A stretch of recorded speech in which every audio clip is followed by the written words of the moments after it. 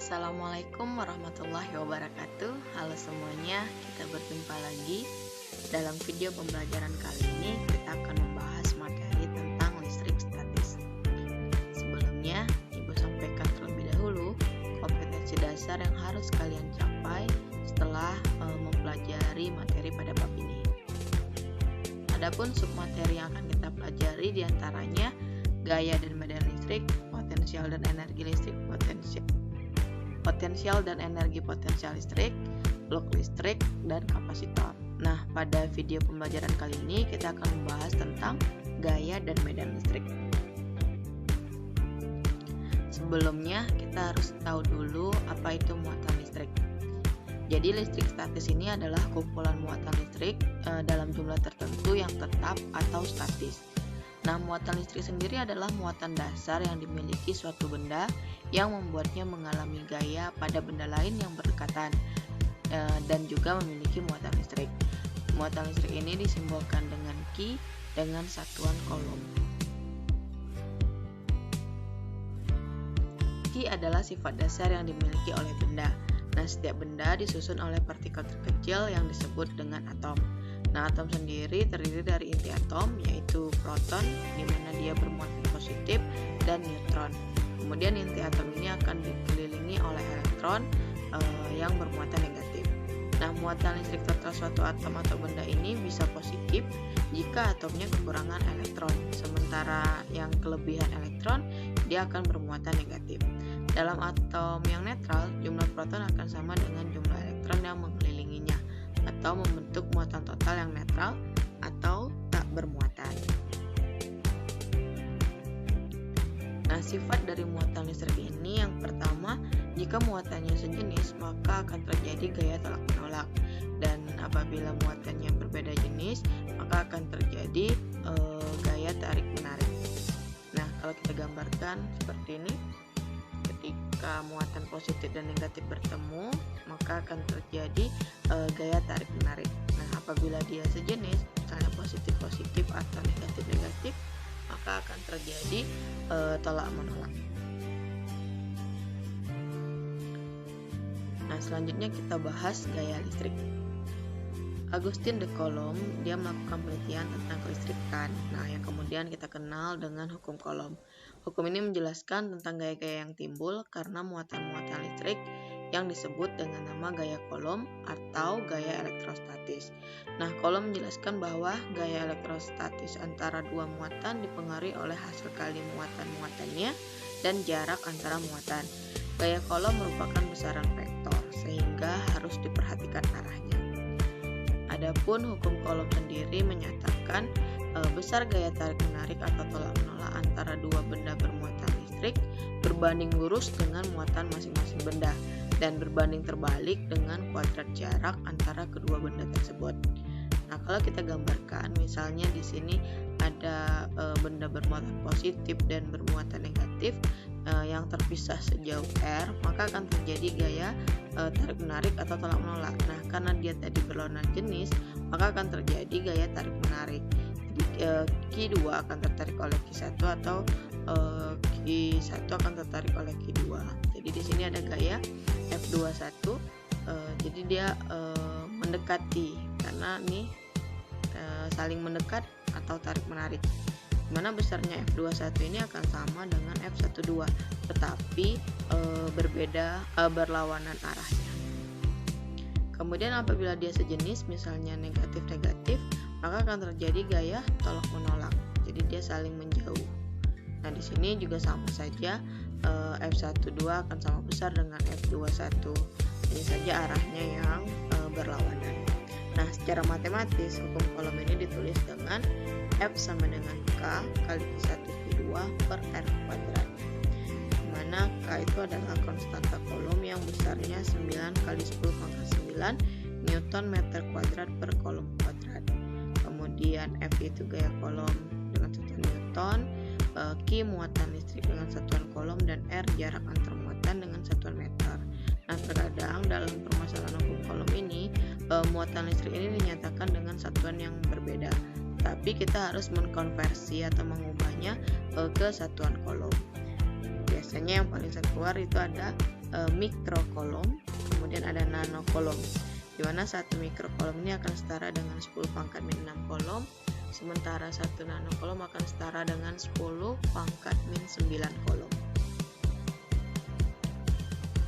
Kemudian resultan gaya kolom. Gaya kolom merupakan besaran vektor, sehingga penjumlahnya harus memperhatikan nilai dan arah. Penjumlahan ini yang disebut dengan resultan. Nah, misalnya di sini ada 3 muatan, ada Q2, Q1, dan Q3. Q2 ini akan dipengaruhi oleh Q1 dan Q3. Jadi di sini karena Q1 positif, Q2 negatif, maka Q2 akan tertarik oleh Q1. Ketiga yang bekerja ada F12, kemudian dengan dengan muatan 3, itu juga akan terjadi gaya tarik menarik. Maka untuk menghitung besar gaya kolom yang ada pada muatan Q2, itu merupakan resultan gayanya, yaitu antara Q2 dan Q1, kemudian Q2 dan Q3. Atau boleh kita tulis F2, yaitu gaya kolom pada muatan kedua adalah jumlah gaya kolom antara benda muatan 2 dan 3 ditambah dengan gaya kolom antara muatan 1 dan 2. Tapi kembali diperhatikan arahnya, karena di sini gaya kolom ini tadi adalah besaran vektor. Nah, untuk lebih memahami penjelasannya, Ibu akan menjelaskan contoh soal berikut. Diketahui dua partikel bermuatan min 9 kolom dan min 4 kolom yang berjarak 0,5. Tentukan gaya kolom antar dua partikel, kemudian gaya kolom partikel bermuatan 5 kolom yang diletakkan di tengah-tengah antara kedua partikel negatif tersebut. Yang ketiga, C, di mana partikel 5 kolom diletakkan agar partikel tersebut tidak merasakan gaya kolom yang disebabkan oleh kedua partikel bermuatan negatif tersebut. Nah, kita selesaikan permasalahannya. Untuk kasus yang pertama, untuk yang A, kita disuruh menghitung besarnya gaya kolom antara muatan A dan B. A 9 kolom, B 4 kolom, di sini muatannya negatif, sehingga A dan B ini akan terjadi gaya tolak menolak. Jadi di mana FAB tentu sama besar dengan FBC, yaitu kita misalkan saja dengan F. Nah, kita tinggal masukkan persamaan kolomnya, K kali QA/QB per R kuadrat. K sudah tetapan, kemudian QA-nya 9, QB-nya 4, R-nya 0,5 meter. Ingat dikuadratkan karena persamaannya R kuadrat. Nah, di sini tanda negatif tidak perlu lagi kita masukkan dalam perhitungan karena sudah kita gunakan terlebih dahulu untuk menentukan arah. Jadi dalam perhitungan menentukan gaya kolom, tanda muatan tidak perlu dimasukkan lagi ke dalam perhitungan. Selanjutnya tinggal berhitung secara matematis, maka akan didapat hasilnya 1296 kali 10 pangkat 9 Newton. Ini berubah ke bentuk notasi ilmiah saja, jadi 1,296 kali 10 pangkat 12 Newton. Selanjutnya yang B, kita diminta menghitung berapa besar gaya kolom muatan C yang diletakkan di tengah-tengah antara A dan B. Jadi karena C ini positif, maka akan terjadi gaya tarik menarik dengan A, begitu juga dengan B. Jadi arah gayanya bisa kita gambarkan seperti ini. Maka F di C atau gaya kolom di C tentunya jumlah FAC dan FBC. Nah, kalau dari gambar kita lihat FAC dan FBC ini arahnya berlawanan. Kita gunakan saja aturan standar, yang ke kanan positif, kemudian yang ke kiri negatif. Maka di sini FAC bertanda negatif. Kemudian kita masukkan persamaannya. FAC berarti K kali QA kali QC per RAC kuadrat, dan FBC berarti KB kali QBC kali QC per RBC kuadrat. Nah, di sini K dan QC itu kan dimiliki oleh keduanya, maka kita keluarkan nih. Kita keluarkan, tujuannya sebenarnya hanya untuk mempermudah nanti dalam berhitung. Selanjutnya, kebetulan pada soal kita karena C ini diletakkan di tengah-tengah, otomatis jarak antara A ke C dan B ke C itu sama. Jadi Jadi R-nya juga bisa kita keluarkan. Jadi RAC akan sama dengan RBC, Ibu keluarkan juga hanya untuk mempermudah perhitungan. Selanjutnya masukkan nilai K 9 kali 10 pangkat 9, Q 5 kolom, R-nya 0,25 meter karena setengahnya, dikuadratkan, kemudian QA-nya 9 kolom, QB-nya 4 kolom. Ingat, tanda muatan tidak perlu dimasukkan karena sudah kita gunakan di sini untuk menentukan arah. Selanjutnya kita berhitung, maka didapat hasilnya 3600 kali 10 pangkat 9 Newton. Ibu rubah ke bentuk notasi ilmiah jadi 3,6 kali 10 pangkat 12 Newton. Nah, di sini ada tanda negatif. Tanda negatif ini berarti menunjukkan bahwa FC itu arahnya ke kiri atau lebih mendekati muatan A. Selanjutnya yang C, diminta gimana harus diletakkan Q C ini agar F-nya atau gaya kolom C ini bernilai 0. Maka kita sekarang tidak tahu di mana posisinya. Kita misalkan saja dari A ini C itu diletakkan sejauh X. Kita misalkan saja. Kemudian tentunya dari B kan sisanya, berarti 0,5 kurang X. Nah, FC sama dengan 0. Otomatis supaya FC ini bernilainya 0, FAC harus sama besar dengan FBC.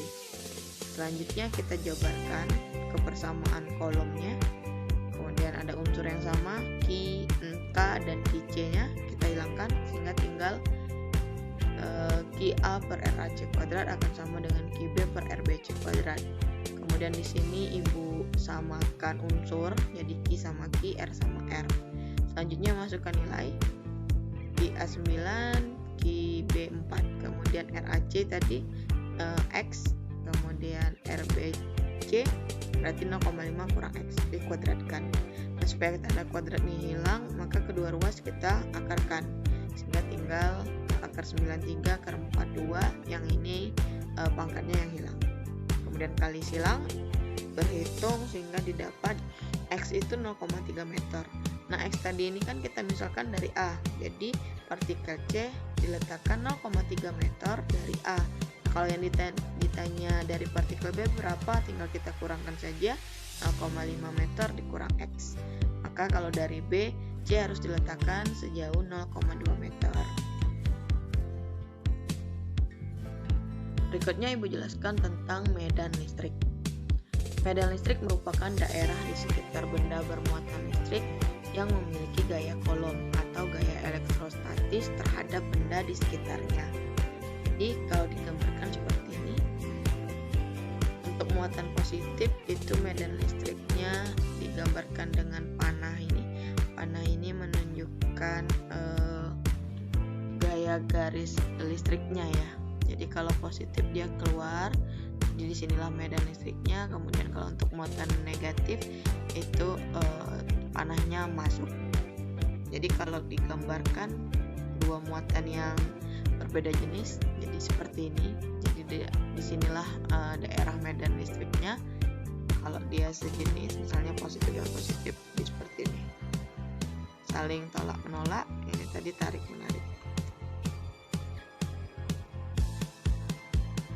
Besarnya medan listrik disebut dengan kuat medan listrik, disimbolkan dengan E. Nah, kuat medan listrik itu sendiri didefinisikan sebagai besarnya gaya kolom yang bekerja pada muatan uji tiap satu satuan muatan. Secara matematis kita tulis E sama dengan F per Q. Q di sini muatan ujinya. Kemudian kalau kita jabarkan F, hukum kolom, Q per R kuadrat bagi Q. Nah, di sini Q di sini hanya untuk membedakan. Q yang besar itu adalah muatan benda atau sumber, kemudian Q yang kecil ini muatan uji. Sehingga Q-nya bisa hilang, tinggal E sama dengan K kali Q per R kuadrat. Jadi Q di sini adalah muatan benda yang sebagai sumbernya.